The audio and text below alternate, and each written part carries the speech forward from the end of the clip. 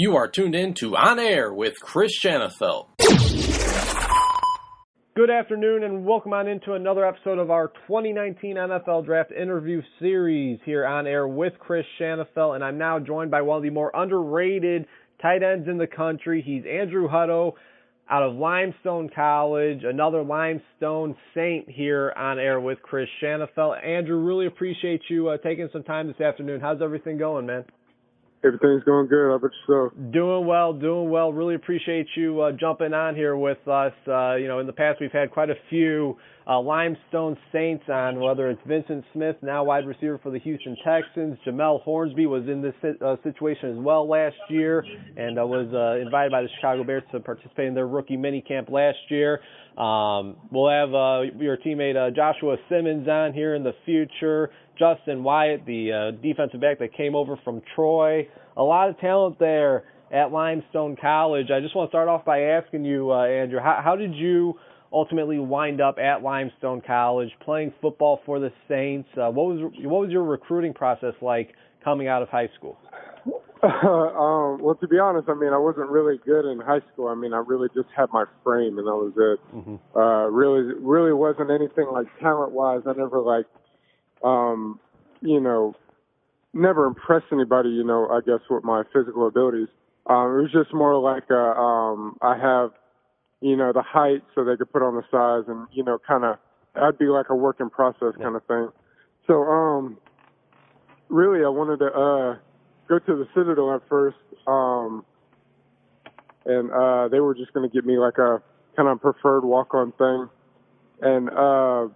And then I did like the pre-knob stuff, and I was like, yeah, I really don't want to do this in college, with the whole military stuff. I was like, it really wasn't for me. Mm-hmm. And then after that, I really didn't have any options because I kind of put all my eggs in one basket. And then one of our new coaches that coaches at James Island right now, he was the coach at Newberry. And so I had Newberry and Limestone, and then kind of Limestone, they just told me, being the new program, and, they had a lot of, big talk about things. But I feel like that was the best for me. God put me in that situation. I just, made lemonade out of lemons, you know what I mean? Yeah, absolutely. And you mentioned it, Limestone's still a relatively new program, as I believe they just completed their 5th year for their football program. Again, I remember last year when looking at Vincent Smith, when looking at Jamel Hornsby, they both said specifically that you're a player to look out for, you're a player to keep an eye on. And when watching some of your tape, Andrew, I see a very well-balanced tight end. You're very capable of having an impact in both the passing game as a receiver and in the run game as a blocker. I know a number of tight ends that struggle at blocking, so they can and they can only have a positive impact on the game in the receiving game, and vice versa. They're not a great receiver, but they have no problem having an impact on the blocking side of things. How were you able to find that balance between the two and, again, have a great impact at both receiving and blocking at the tight end position? Really, since I stepped foot on Limestone's campus, since the program has been formed, it's been a run-first kind of football, kind of offense. So really from day one, I was run blocking. I was sitting there like 6'5", 205 pounds having to block some of these, at the time we had, really good defensive players. Not saying that we don't now, but I'm saying that, these dudes were just like, looking back now, like the size of the teams, like we're a lot faster, but when the program first started, we had giants on the defensive line, and having to block some of those dudes and just getting mauled every day. So that really kind of put a spark in me, and I'm still working on my technique and stuff like that because, you have some of these tight ends that are just like big bone, they're just naturally big, and blocking is just the easiest thing for them, and all they have to do is work on receiving. Well, I was kind of the guy that had to work on everything. I was slow, all that kind of stuff. Well, not slow.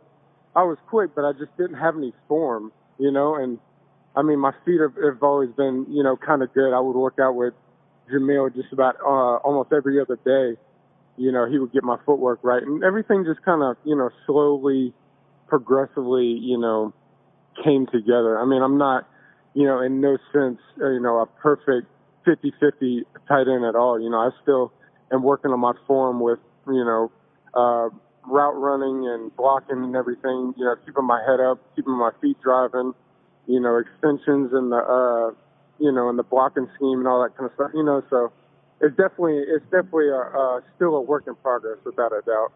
Which do you feel you're better at? Is it running routes and being used as a receiver, or is it sticking with the O-line and giving them some extra help to protect the quarterback?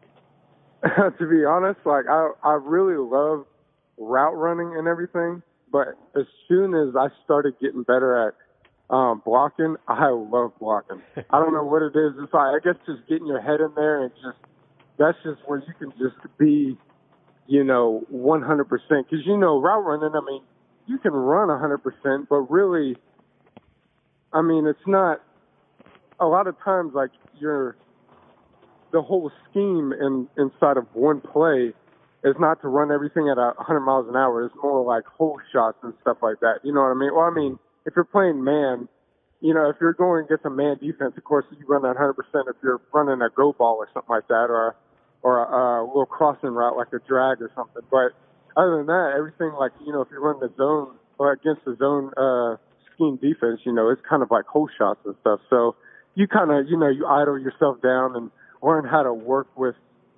kind of, I guess, the players that you're going against. But when it's when you're run blocking, it's just 100%, just every single play.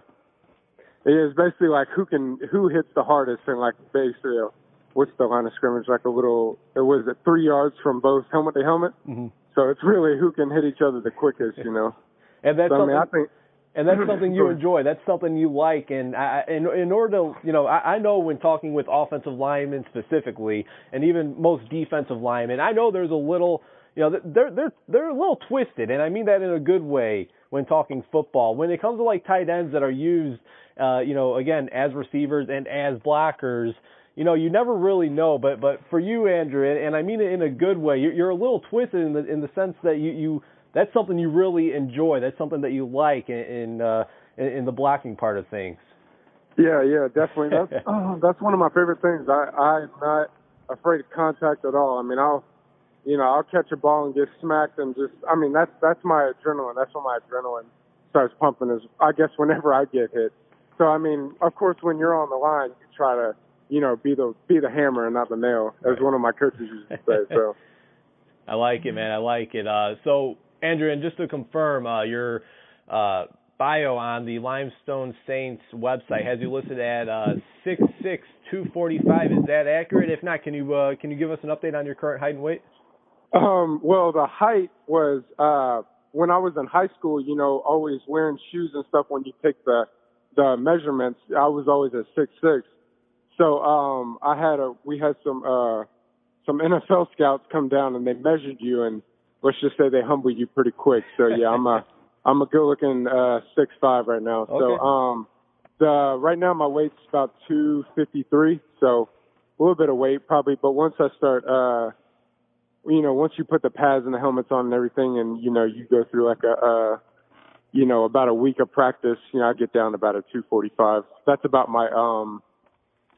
my playing weight. Okay. It's about 245, 250.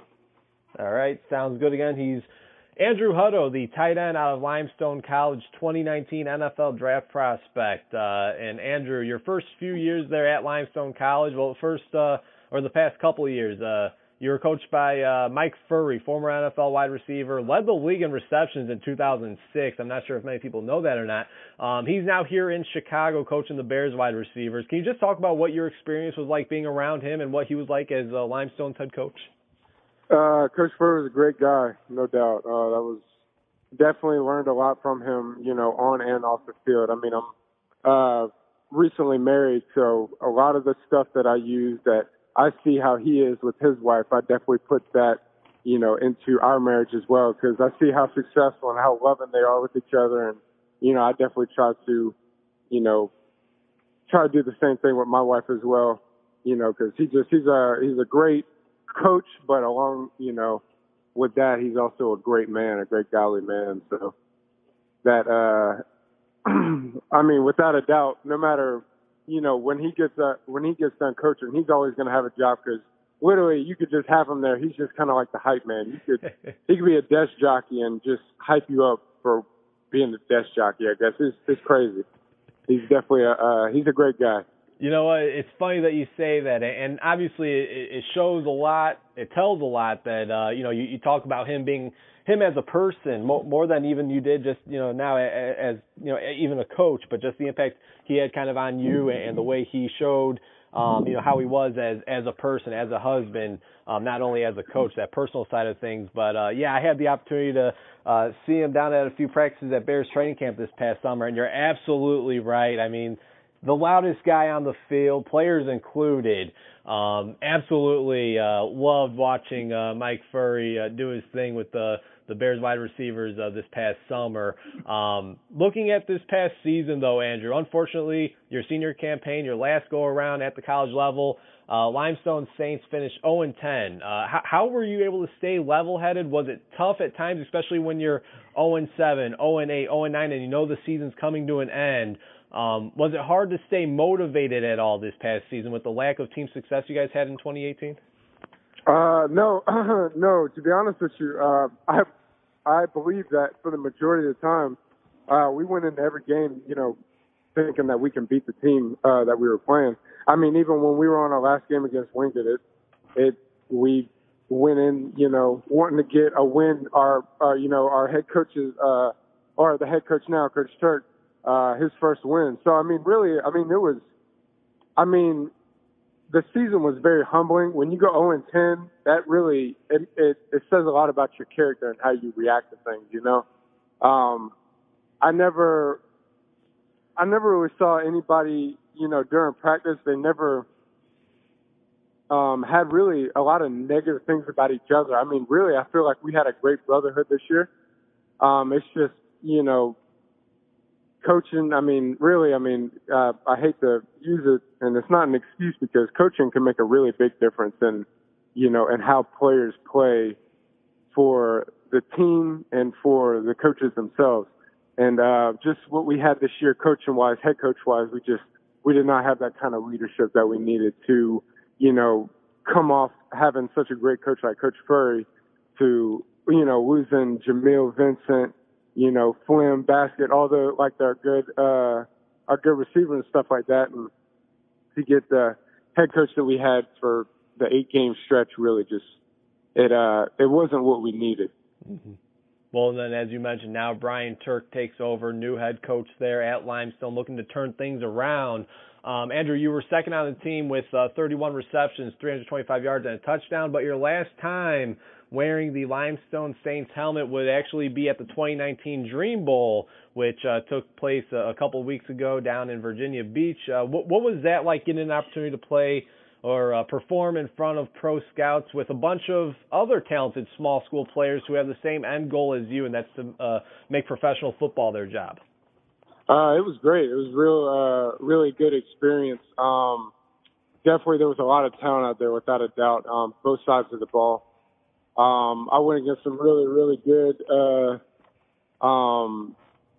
DBs, some real good linebackers, some really good DNs and stuff like that. So there was without a doubt, there was a lot of talent out there. And I heard one of the guys said that it was probably one of the most talented classes, I guess, that came through the Dream Bowl. So I guess that was really good too. And I felt like I did very good. First practice, just getting the jitters out. Second practice, I did a lot better. Talked to the LA Chargers scout. And then the third practice did good. And then the game was freezing cold. It was ridiculous out there. I've never actually, I don't even think I've been outside in a negative degree, weather. So that was definitely crazy. Oh man. Yeah, it was like -9 degrees. The wind chill was, so it was ridiculous. My wife out there she's a small lady. So, I couldn't even tell who she was in there because she just had literally every blanket she could find wrapped around herself. So, yeah, it was pretty cold, but it was, once you get about the first quarter in, you start warming up and everything. And I feel like I had some great routes. I felt like my IQ was real good during the game. Just reading coverages, reading different things like that. Really, I wish I could have gotten, the ball thrown to me more. I felt like I was, pretty wide open on a lot of the routes that I ran. But other than that, both teams, they had a very good defensive line. It was really hard to get any kind of time back there for any quarterback. So unless you were just one of those natural scrambling quarterbacks, but really, the game was very good. It was the whole time out there was very educating. You mentioned you met with the Los Angeles Chargers scout. What was that conversation like? Walking away from that conversation, how do you feel pro scouts view you? What was some of the feedback you were able to receive from that Chargers scout? Well, the scout, we really just talked about just basic stuff like your name and all that kind of stuff, like kind of talking about just like your bio in a way. It's kind of like how when we were at the beginning of the season, we had some scouts come through, and a lot of them would just say, get your information and all that kind of stuff. So he got my information. I didn't really talk to him anything about like playing wise and stuff like that. But I do feel like I definitely did give them some good looks and stuff like that. So, just kind of tried to, play every down like it was my last in a way, Absolutely. That's all you can do. A couple more questions for Andrew Hutto, the tight end out of Limestone College.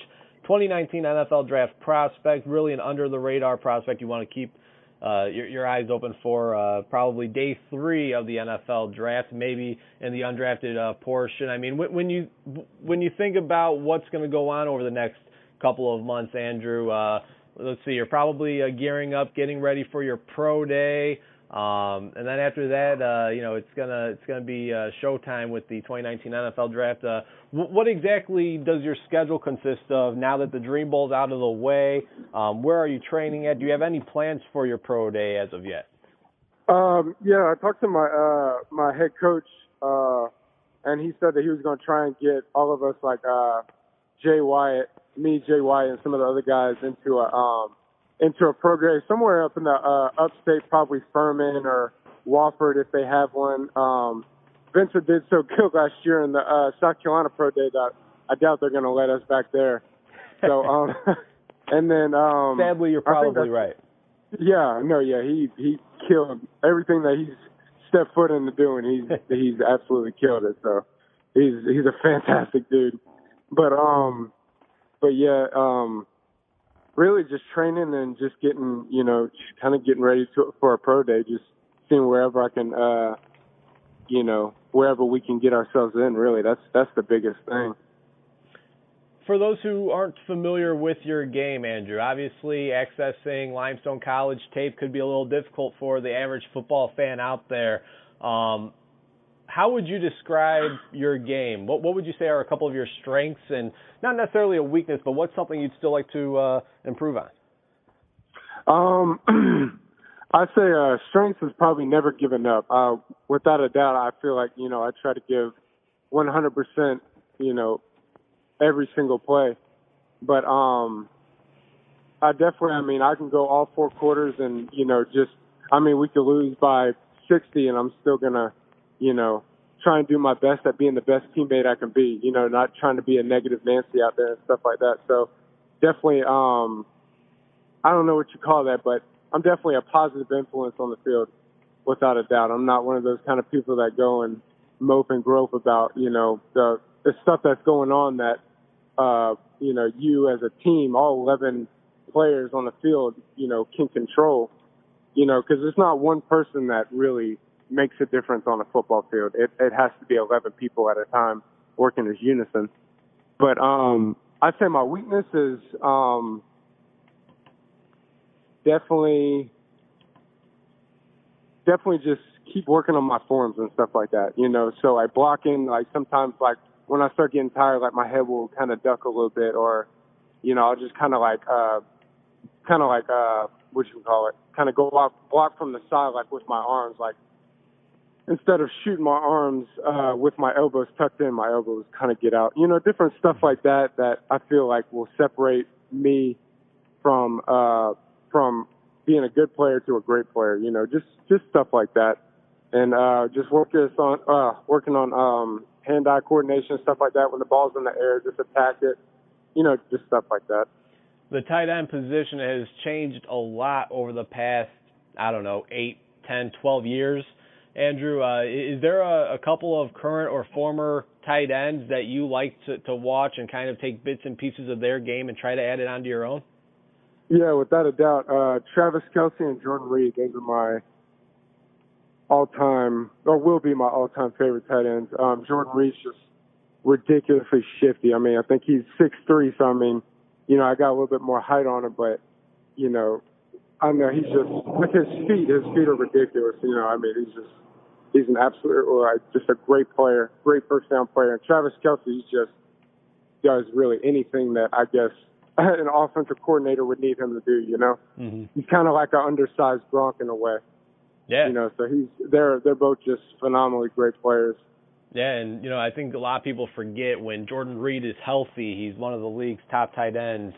Yes, you know, absolutely. top tight ends in the league for sure. Again, health just being key for him.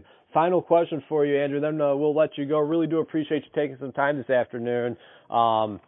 Let's say we have all 32 NFL general managers. They're tuned into this very interview. Why should they want the tight end out of Limestone College, Andrew Hutto, a part of their team? Like I said, I'm definitely a positive player on the field. Like I said, I'm never a moaner or a groper. Like I said, about things that are, you know, that aren't going the right way. You know, I know that, you know, things are going to happen.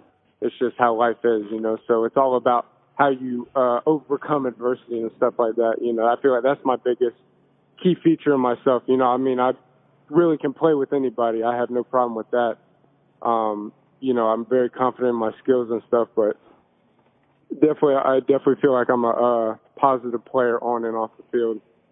Absolutely, and you know, it shows in this interview. You talked about the down year you guys had as a team, and how you really felt that week in and week out you thought you had a legitimate chance to pull out the victory. And there were times that you know, the games were right there, such as that West Alabama matchup. Again, a very close game all the way to the very end. Andrew, I actually lied to you. Here's the last question. Super Bowl 53, Super Bowl Sunday is tomorrow. You got the New England Patriots, the LA Rams, old school versus new school, Brady and Belichick versus McVay and Goff. Got to get a prediction out of you, man. Well, I'm a Chiefs fan, so, you know, I feel like we should be in there, you know, hands down. Absolutely. You know, but definitely going for the Rams, of course.